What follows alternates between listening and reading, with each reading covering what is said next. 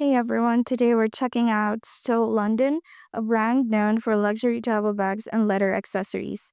But the big question is, are they actually worth the hype, or is it just another overpriced online scam? Quick disclaimer before we begin, everything in this video is based on publicly available information and personal opinion.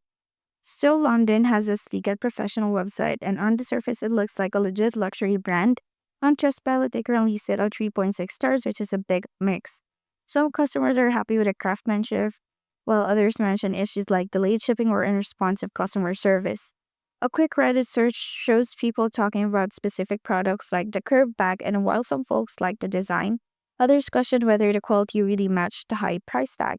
Stow London isn't an outright scam, it is a real brand, but with that average Trustpilot score and some inconsistent customer services, it's probably smart to manage your expectations if you're thinking about ordering.